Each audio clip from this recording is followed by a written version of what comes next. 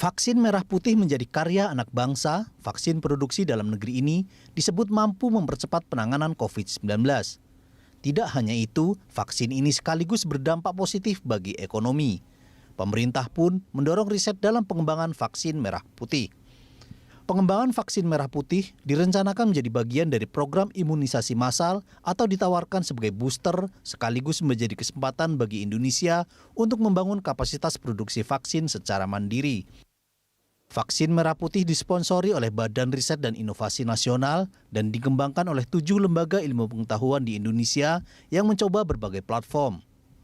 7 lembaga tersebut antara lain LBM Eijkman yang bekerja sama dengan Bio Farma, Universitas Airlangga bekerjasama dengan Biotis Pharmaceutical, dan ada juga LIPI, Universitas Indonesia, ITB, hingga Universitas Gadjah Mada. Kini tahapan vaksin merah putih sedang uji praklinis tahap kedua. Selanjutnya uji klinis pada manusia rencananya dilakukan pada kuartal 3 hingga 4 tahun 2021. Fase pertama 100 orang, fase kedua 400 orang, dan fase ketiga 3.000 orang. Selanjutnya pada kuartal 2 hingga kuartal 4 tahun 2022 akan dilakukan registrasi scale up produksi massal hingga mengarah sektor komersial. Ketua Peneliti Vaksin Merah Putih Universitas Airlangga, Profesor Fedik Abdul Rantam menjelaskan, uji praklinis kedua akan mengetes kemampuan vaksin, menginduksi antibodi serta keamanan, efek samping, dan efikasi atau kemanjurannya. Unair awalnya mencoba platform adenovirus, tapi kemudian beralih ke virus yang dimatikan setelah menjalin kerjasama dengan perusahaan swasta, PT Biotis Pharmaceutical Indonesia. Tim Liputan, Berita 1, Jakarta. Vaksin merah putih menjadi karya anak bangsa. Vaksin produksi dalam negeri ini disebut mampu mempercepat penanganan COVID-19. Lantas kapan vaksin merah putih akan mulai diproduksi massal? Nah, langsung saja kita bahas bersama Ketua Peneliti Vaksin Merah Putih Universitas Airlangga, Profesor Fedik Abdul Rantam. Selamat sore, Prof. Fedik. Selamat sore. Ya, sehat selalu ya, Prof ya. Ya, sehat-sehat. Oke, Prof, ini sedikit suaranya agak dari Mas Dodi agak tidak begitu jelas. Ya, sambil kita berbincang kita akan coba betulkan. Prof, ini kita ingin tahu, ya masyarakat Indonesia sebetulnya pengen tahu begitu ya, terkait dengan progres vaksin produksi dalam negeri. Ini pengembangannya sudah sejauh mana vaksin merah putih ini? Halo? Iya. Bagaimana Prof, sudah bisa mendengar suara saya? Oke. Sudah, tapi ya, masih tetap gemerit, Mas. Oke, Prof, ini kita ingin tahu ya masyarakat Indonesia sebetulnya ingin tahu progres pengembangan vaksin merah putih sudah sejauh mana? Ya, baik. Proses pengembangan vaksin merah putih ke depan kita sampai saat ini seperti yang diutarakan tadi itu ada, ya, oke. Ya, silakan lanjut, Pak. Ya, jadi setelah disampaikan tadi bahwa kita progres pengembangannya sampai uji preklinik 2, fase 2 pada makaka. Dan harapan kami akhir September ini sudah bisa selesai uji fase 2 itu sehingga kita bisa menentukan pilot scale yang harus diproduksi untuk persiapan uji fase 1. Uji klinik fase 1 ya, dan selanjutnya fase 2. Begitu, Mas. Oke, jadi sekarang praklinis kedua dari kami. Oke, jadi sekarang praklinis yang kedua dengan menggunakan hewan makaka. Nah, untuk timeline selanjutnya sampai kemudian bisa diproduksi massal sebelumnya kemudian mendapatkan izin BPOM itu seperti apa, Prof? Ya. Tentu di sini sebelum kita melakukan uji ke fase klinik, kita juga ada namanya uji, kita mendapatkan dari BPOM itu izin CPUB untuk upstreamnya, ya, untuk produksi virusnya yang akan dikembangkan untuk ke skala pilot. Nah, dari situ kalau sudah, maka bisa baru dilakukan ke uji klinik fase 1. Dan ini dilakukan irisan dengan uji klinik fase 2. Harapan kami ini akan dilakukan pada akhir atau minggu terakhir dari Oktober itu kami sudah bisa melakukan uji fase klinik 1 begitu. Ya. Dan kemudian selanjutnya kalau sudah baik tentu kita jadwalkan ke uji klinik fase 2. Dan ini kita buat shift ya. 2 minggu setelah uji klinik fase 1, maka kita lakukan uji klinik fase 2 dan setelah itu kita evaluasi titer antibodinya seberapa, tendensinya seperti apa, kira-kira selanjutnya kami masuk ke uji klinik fase 3. Nah, uji klinik fase 3 ini harapan kami adalah di bulan Desember akhir, kemudian masuk ke tahun 2022 begitu. Yang lalu kita lakukan sampai sekitar pada bulan Maret dan akhirnya kita bisa produksi massal di situ. Nah, disinilah harapan kami adalah kita sudah mendapatkan authority emergency use itu. Ya. Oke, nah untuk uji klinisnya sendiri tahap 1, tahap 2, tahap 3 itu kan kalau tadi sebelumnya praklinis dengan hewan, uji coba klinis tentu saja dengan manusia ya Prof ya. Dan ini akan dilangsungkan di mana? Ya. Ya, jadi mohon maaf kurang jelas tapi saya usahakan untuk menjawab. Jadi uji fase 2 klinik kalau sudah selesai, uji preklinik fase 2 selesai, kita evaluasi hasilnya sebagai dasar untuk membuat vaksin pilot scale yang digunakan untuk uji fase 1, uji klinik fase 1 ya. Nah, dari situ tentu kita buat shift ya. Setelah 2 minggu fase 1 itu kita lakukan uji fase 2 ya, uji klinik fase 2. Nah, inilah karena situasinya pandemi maka kita bisa melakukan uji yang semacam shift gitu ya. Seharusnya tidak boleh secara normal, tetapi dalam keadaan pandemi ini kita bisa membuat shortcut time di situ ya. Nah, sehingga kita bisa mempercepat prosesnya dan kita bisa melakukan evaluasi secepatnya dan yang akan digunakan untuk uji klinik fase 3 begitu Mas ya. Oke, dan ini kan Unair juga memutuskan untuk mengubah platform ya dari adenovirus menjadi inactivated virus. Itu apa alasan dibalik pengubahan itu, Prof? Ya, betul. Jadi pertama adalah vaksin itu menjadi baik itu tergantung dari kecepatan waktu di situ ya. Nah, pertama adalah memang kita mengembangkan platform adenovirus, tetapi pada saat perjalanan adenovirus itu adalah rekombinan di situ. Jadi kita sisipkan spike protein ke dalam adeno, lalu kemudian kita evaluasi apakah gennya itu semua masuk atau tidak. Nah, ketika kita melakukan evaluasi itu masih banyak bolongnya di situ dan kita beberapa bulan optimasi itu tidak menghasilkan yang baik, maka kita switch ke inactivated vaksin.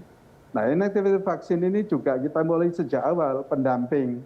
Jadi ini yang sudah well known ya, saya kira vaksin inactivated itu sehingga kita tidak mempunyai keraguan untuk mengembangkan itu. Yang kedua adalah memang inactivated vaksin itu mempunyai 4 protein yang whole protein yang kompleks tuh strukturnya, sehingga juga harapannya adalah menimbulkan kekebalan yang juga komplit begitu. Tidak hanya spike one tetapi ada namanya nukleoprotein, ada membran protein, ada envelope protein. Jadi kekebalan yang didapat itu adalah kekebalan yang komplit begitu. Nah, dari sini yang kedua adalah pertumbuhan dari virus ini sangat menjanjikan. Kita mendapatkan virus dan bisa mengembangkan sampai 10⁻13. Itu kalau kita kembangkan menjadi vaksin, maka harga dari vaksin itu juga berpengaruh menjadi sangat murah begitu. Inilah saya kira salah satu poin yang penting kenapa kita harus mengembangkan juga inactivated vaksin begitu. Nah, yang kedua yang menjadi murah kenapa kira-kira? Nah, kita sudah konfirmasi bahwa bahan-bahan yang kita gunakan memang bahan yang tidak harus membayar fee begitu ya. Jadi bebas semuanya, mulai dari medium, sel dan sebagainya. Maka dari sini juga mendorong kita harganya itu menjadi sangat murah begitu. Ya. Oke, Prof, master bibit vaksinnya sendiri, isolat virusnya dari Indonesia, virus-virus yang menular di Indonesia. Betul. Jadi virus ini memang kita isolasi di institut kami, di Institute of Tropical Disease Airlangga University. Jadi ini berasal kerjasama dari Rumah Sakit Dr. Sutomo dan Rumah Sakit Lapangan yang kita miliki. Isolat-isolat ini sekarang kita mempunyai 31 isolat ya, tapi kita pilih di situ. Yang terbaik pertumbuhan, maka itulah kandidat yang baik. Tidak hanya berhenti di situ, tetapi virus yang bisa menginduksi antibodi yang tinggi, maka itulah yang kita pilih menjadi seed vaksin atau bibit vaksin. Begitu Mas Dodi. Ya, artinya karena memang isolat virusnya berasal dari Indonesia, ada kemungkinan itu lebih cocok ya dengan masyarakat Indonesia ya, COVID. Betul. Dan kemudian mohon maaf, karena lainnya di sini adalah B1 di Indonesia itu, sedangkan seperti Sinovac itu adalah A, begitu. Jadi sedikit sudah beda agak jauh, oleh karena itu sangat sesuai vaksin kita itu untuk Indonesia, begitu. Ya.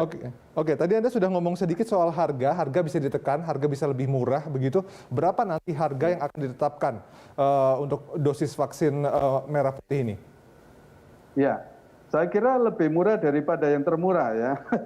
Jadi kurang lebih mungkin $4 begitu, tidak sampai saya kira, di bawah itu bisa saja saya kira. Oke. Kalau yang beredar di media-media begitu ya, kemarin hasil rapat dengar pendapat juga dengan DPR, angkanya kemungkinan di bawah $5.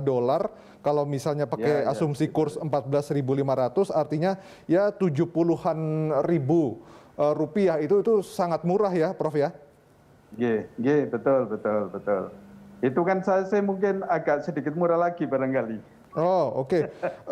Prof, ini tapi apakah kemudian juga pengembangan vaksin ini juga mencermati varian-varian baru yang sekarang sedang beredar? Apakah kemudian virus merah putih ini nanti kebal terhadap varian-varian baru yang sekarang sudah ada? Baik, pertanyaan yang sangat luar biasa. Jadi itu kita pertimbangkan, kita mempunyai isolat yang menjadi masalah besar di Indonesia juga kita dapatkan. Ya. Dari situ kemudian kita gunakan untuk challenge. Nah, itulah kita membuktikan bahwa apakah vaksin kita itu mampu menetralisir dari virus-virus itu. Nah, kita tahu bahwa virus itu ada dua bagian yang berperanan dalam respon imun itu atau menginfeksi. Yang pertama bagian yang konsep itu yang banyak menginduksi kekebalan, dan ada bagian yang hipervariabel itu yang mudah mutasi untuk menginfeksi gitu ya. Nah, di sini kita melihat, kita sandingkan dengan antibodi dari infeksi secara alami, itu semua bereaksi di situ dan mampu menetralisir. Artinya di sini walaupun ada varian baru, tetapi mempunyai kemampuan untuk menetralisir juga tetap tinggi. Tentu di sini varian baru sedikit berpengaruh di situ ya. Nah, oleh karena itu dari sinilah kenapa kira-kira prokes itu tetap harus dijaga. Tanpa itu kita tentu akan muncul varian-varian baru lagi. Ya, Mas. Oke, jadi tidak perlu khawatir soal efikasi vaksinnya sendiri, begitu, karena tadi bereaksi dengan varian-varian virus yang baru. Nah, soal timeline ini mungkin perlu kita tegaskan kembali, kapan kemudian vaksin ini bisa ditargetkan untuk mendapatkan EUA ya, Emergency Use Authorization dari BPOM, dan kemudian bisa diproduksi massal. Ya, kita tetap tidak begitu merubah masalah mendapatkan EUA itu tetap sekitar bulan Maretan, Mas. Harapan kami, ya Mas Dodi, untuk mendapatkan itu sehingga bisa diproduksi secara massal begitu. Oke, nah ini vaksin merah putih dari Unair yang inactivated virus, kemudian juga dari Eijkman kan protein based virus juga ya, Prof ya. Ini ditargetkan di tahun 2022 kapasitas produksinya bisa sampai berapa dosis, Prof? Ya. Kalau kapasitas dari Biotis itu per tahunnya bisa minimal adalah 240-an juta, ya 240-an juta, ya itu. Tapi bisa ditingkatkan sampai 700 juta itu sebenarnya produksi dari Biotis itu, ya sangat besar sekali. Oke, Prof. Ini terakhir, sebetulnya kan Menteri Kesehatan Budi Gunadi Sadikin sempat bilang bahwa berharap sekali agar Indonesia itu bisa menjadi pusat produksi vaksin dunia. Nah, apakah kemudian ada peluang mengarah ke sana, dan apakah kemudian infrastruktur yang dimiliki Indonesia sudah mumpuni untuk menjadikan kita pusat produksi vaksin? Baik, Kalau produksi vaksin beda dengan labeling dan filling begitu enggak. Vaksin di sini dalam arti kita membuat vaksin sampai saat ini kalau saya lihat hanya 2 ini bisa saja dikembangkan menjadi 2 atau 3 untuk menjadi pusat pengembangan vaksin ini.